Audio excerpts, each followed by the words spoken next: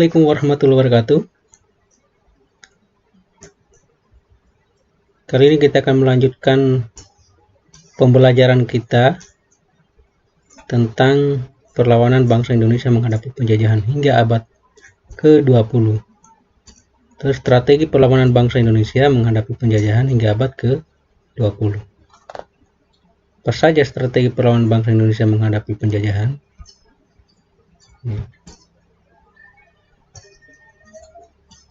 Pertama, kita berbicara tentang perlawanan rakyat terhadap Portugis dan VOC.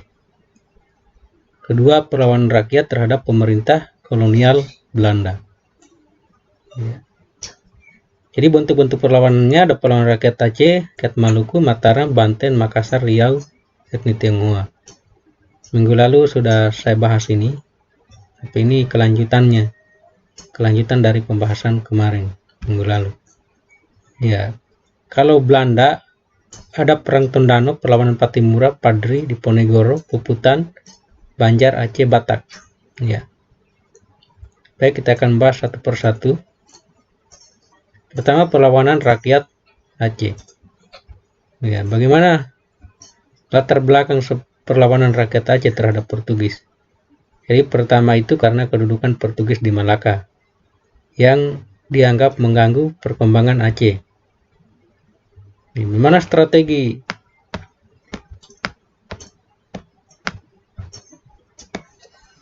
Ya, salah satu strategi yang dijalankan itu melengkapi kapal-kapal dagang dengan senjata, prajurit dan meriam, mendatangkan bantuan persenjataan pasukan dan ahli perang dari Turki. Ya, jadi dapat bantuan dari Turki, melakukan kerjasama dengan kerajaan-kerajaan lain seperti Demak dan Kalikut.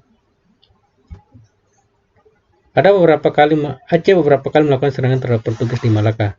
Itu pada tahun 1629, pasukan Aceh di bawah Sultan Iskandar Muda melakukan serangan besar-besaran terhadap Portugis.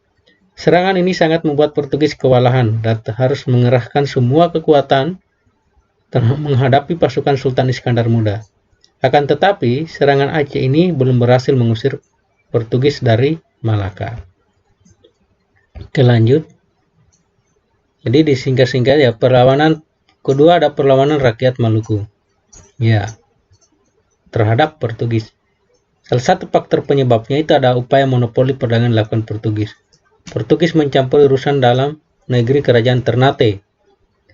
Untuk melihat perlawanan rakyat Ternate yang dipimpin oleh Sultan Hairun, gubernur Portugis di Maluku, Lopes de Masquita, mengajukan perundingan damai.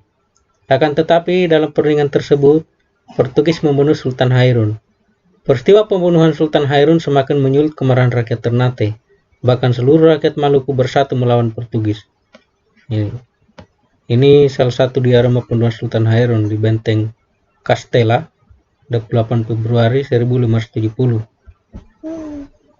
Akhir perlawanan, Sultan Babula, putra Sultan Hairun, melanjutkan perlawanan rakyat Ternate terhadap Portugis. Benteng Sao Paulo dikepung selama 5 tahun. Akhirnya pada tahun 1575, Portugis berhasil diusir dari Ternate. Berikut ada masih perlawanan rakyat Maluku, ya, faktor penyebab praktek monopol perdagangan rempah-rempah, campur tangan penobatan Sultan Tidore, ya. Jadi ada periodenya, ya, periode 1635 sampai 1646 VOC harus menghadapi serangan sporadis dari rakyat Hitu yang dipimpin oleh Kakiali dan Telukabesi. Pada tahun 1650 rakyat Ternate di bawah pimpinan Kacili Said melawan perlawanan terhadap VOC. Pada tahun 1680 Sultan Maluku memimpin perlawanan rakyat Tidore. Perlawanan ini mendapat dukungan dari seluruh rakyat Maluku. Perlawanan ini berhasil mengembalikan kekuasaan Tidore. Ya. Ini perlawanan dilakukan oleh Kesultanan Tidore. Ya, bagaimana perlawanan rakyat Mataram? Ya. Latar belakangnya tentunya ya kedudukan VOC di Batavia mengganggu perekonomian Mataram. VOC melakukan monopoli perdagangan. 1628 serangan dipimpin oleh Temenggung Bahurekso sebagai panglima perang. Ya, kita ulang, Minggu lalu sempat kita bahas ini. Ya. Mendarat di Merunda, saat ini sebelah timur Cilincing, Jakarta. Pasukan Mataram membendung Sungai Ciliwung agar benteng VOC kekurangan air. Strategi ini sempat menyebabkan pasukan VOC kekurangan air dan terjangkit wabah penyakit kolera.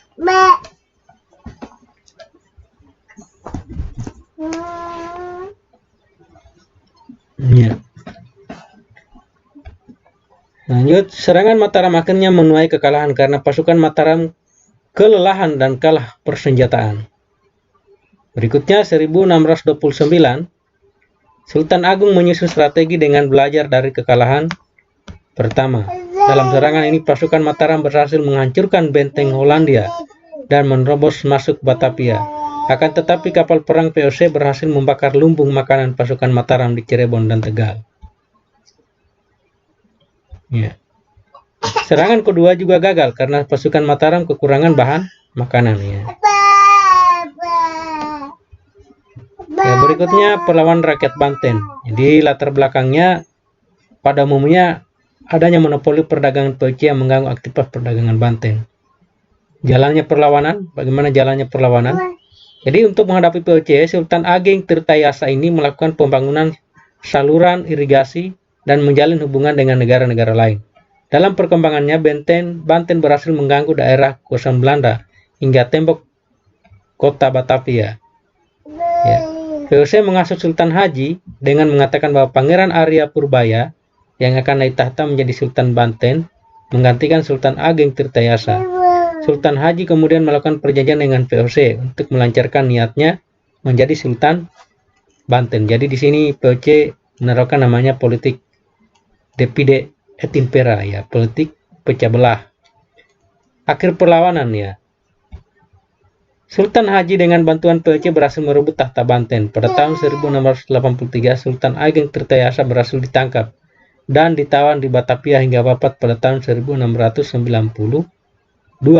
Dalam perkembangannya, Banten hanya menjadi bayang-bayang VOC. Ya. Ya, bagaimana pola rakyat Makassar, ya? Kita menuju ke bagian Sulawesi. Jadi, perlawanan rakyat Makassar, VOC berupaya menguasai Makassar untuk jadikan pusat kegiatannya. Latar belakangnya, ya, itu latar belakangnya perlawanannya ada serangan VOC terhadap Makassar dimulai pada 1634. Rakyat Makassar berhasil mematahkan serangan VOC. Pada tahun 1666, VOC mengerahkan armada yang besar untuk menaklukkan Makassar. Dalam serangan ini, VOC menjalin kerjasama dengan Arupalaka. Pada tahun 1667, Sultan Hasanuddin dipaksa menandatangani perjanjian Benggai. Ini akhir daripada perjanjian perlawanan rakyat Makassar. Ya, apa saja isi perjanjian? Nah, minggu lalu sudah sempat kita nih, ya. Isi perjanjian Benggai itu diantaranya 1, VOC memperoleh hak monopoli rempah-rempah di Makassar. VOC boleh mendirikan benteng pertahanan di Makassar. Wilayah kekuasaan kerajaan Gowatalo di luar Makassar menjadi milik VOC. Arupalaka diakui sebagai Raja Bone. Makassar membayar seluruh kerugian perang. Nah, itu. Ya.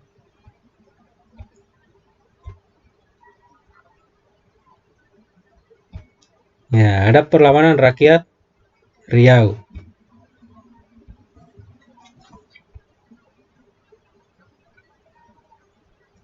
Ya.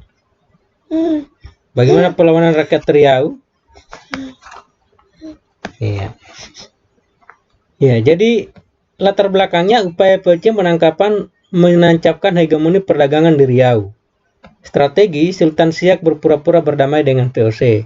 Siasat hadiah Sultan, perundingan damai antara VOC dan Sultan Siak dilakukan di loji Pulau Guntung. Dalam perundingan itu, Sultan Siak dipaksa tunduk kepada VOC. Sesuai rencana Sultan Siak memberikan isyarat kepada pasukan Siak yang sebenarnya telah mengepung loji itu. Pasukan Siak segera menyerang pasukan VOC di loji. Pasukan Siak membakar seluruh bangunan loji. Jadi loji itu sebuah tempat benteng pertahanan yang difungsikan sebagai tempat penampungan rempah-rempah, itu loji. Ya. Di mana akhir perjuangannya keberhasilan siasat Hadia Sultan ya, belum mampu mengusir POC dari Siak. Bahkan sepeninggal Sultan Abdul Jalil, Muzaffar Shah, perlahan kerajaan Siak mengalami kemunduran. Akhirnya pada tahun 1858 Siak tunduk kepada VOC yang ditandai dengan penandatanganan Traktat Siak. Assalamualaikum warahmatullahi wabarakatuh. Saya Dewi Persik. Terima kasih udah berbagi sama saya. Ajak kamu kuliahnya dan kita bisa beli bareng.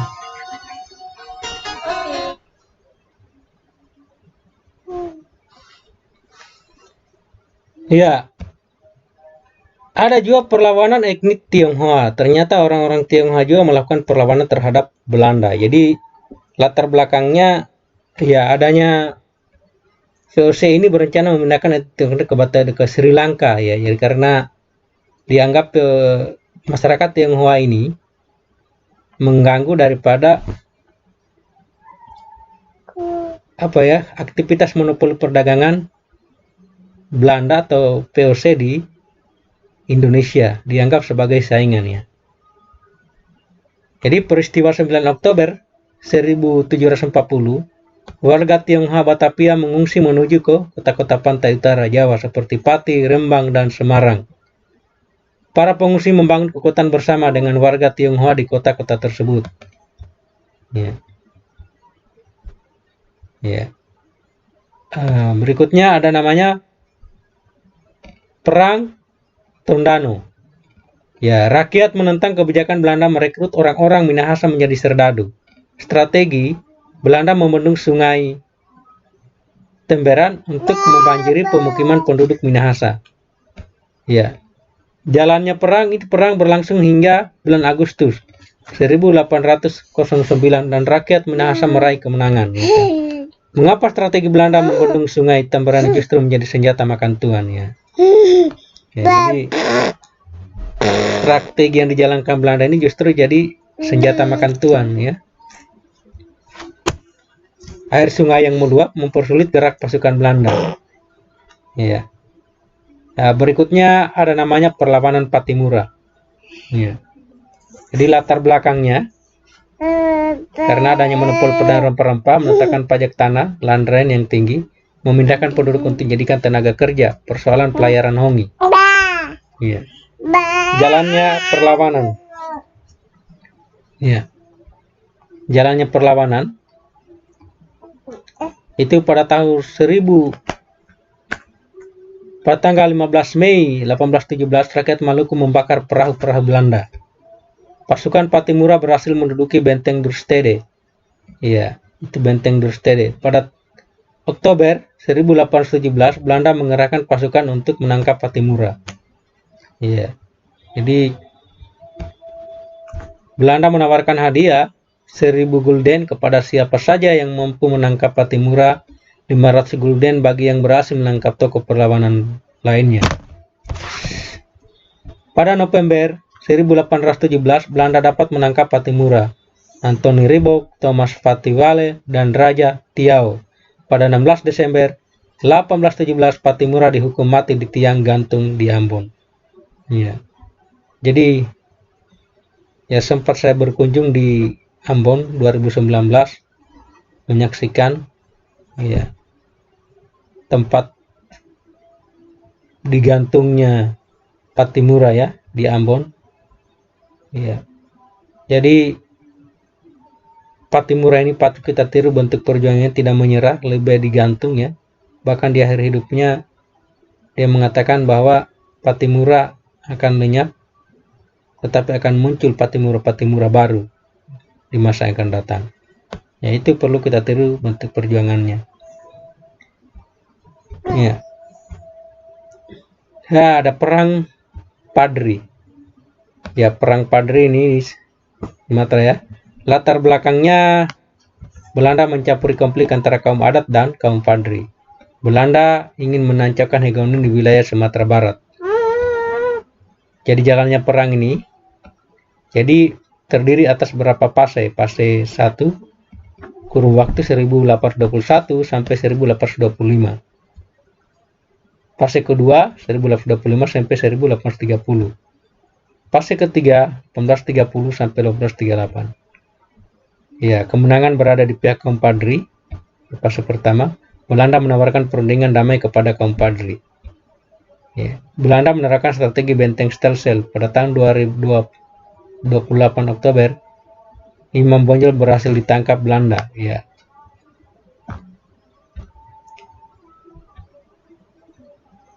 Mengapa pada fase 2 Belanda menawarkan perundingan damai kepada kaum Padri? Ya, Belanda harus menghadapi perlawanan Pangeran di Ponegoro. Ya. Jadi oke. Untuk perlawanan di Ponegoro nanti kita bahas selanjutnya. Sampai di sini saja perjumpaan kita. Ya, kelanjutan daripada materi kita minggu lalu. Semoga apa yang Pak Guru sampaikan bisa bermanfaat untuk pengetahuan sejarah kepada anak-anak. Assalamualaikum warahmatullahi wabarakatuh.